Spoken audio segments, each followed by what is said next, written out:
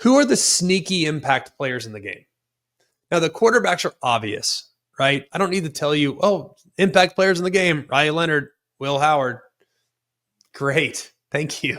I listen to a lot of college football podcasts. They're all great. I get a lot of information from them. I love how many people are covering our sport.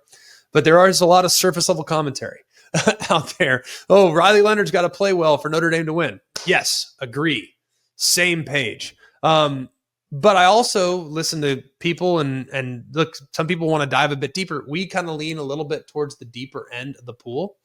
And I don't think there's anything wrong with going surface level, but I think a couple guys that are going to be highly important to this game for their respective team. We'll start with Ohio State. Cody Simon at linebacker.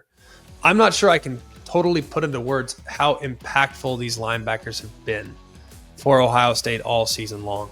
And in this game in particular, there will not be a play more than likely called by Jim Knowles on defense where the linebackers do not have some responsibility for Riley Leonard, whether it's quarterback spy or maybe it's Caleb Downs spinning into the box, playing right over the quarterback. He's involved with quarterback spy. Saw quite a bit of that against Tennessee.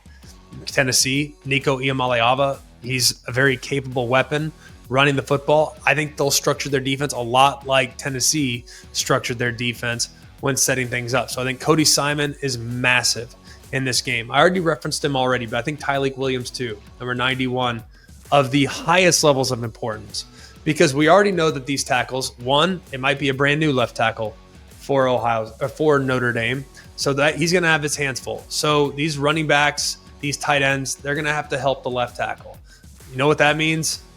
The interior pass rushers for Ohio State, they might have two-way ghosts. They might have a lot of freedom to create big problems for Notre Dame's offensive line. And then one other guy that I think is potentially significant in this game, and he's starting to get some love, but G. Scott, the tight end. I look at how he has kind of become more and more of a potentially impactful player. And those are kind of the three guys. They're not going to be talked about across the board, but they are of significant importance. One, because I do think this offensive line can be maybe a little bit susceptible to movement, stunts, and pass rush. I think that it's going to be important for the tight ends to kind of secure edges in this ball game. So going down the list, everyone knows Jeremiah Smith has a huge role in the game. Carnell Tate and Emeka Egbuka. G. Scott, Tyleik Williams, and Cody Simon are three people that if Ohio State wins this game going away, I bet you those three played outstanding. And then for Notre Dame, it's a little bit more simple, I think, for them. It comes down to Drake Bowen, who is big at 240 pounds at linebacker, but how they've used him the last couple games in blitzes and knocking offensive linemen off to create extra pass rush, he's going to have to play out of his mind in this game. And then Jalen Sneed, number 3. Those two guys, I think, are of the utmost importance in this game. They're huge, they're massive, they're significant. And then lastly, it's Leonard Moore. And we're going to talk about this one all the time. But the reason why Ohio State almost got beat by Notre Dame last year is because their best offensive weapon at the time was Marvin Harrison. And Benjamin Morrison really gave Marvin Harrison a whole bunch of fits.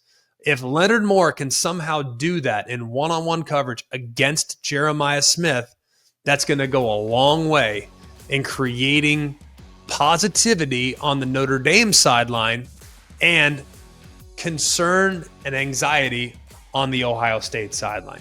So I think those are the three players for me for Notre Dame. Drake Bowen, number 34, Jalen Sneed, number 3, and number 15, Leonard Moore, the true freshman, who's got a tall task in trying to cover the other dominant true freshman of college football, that being Jeremiah Smith.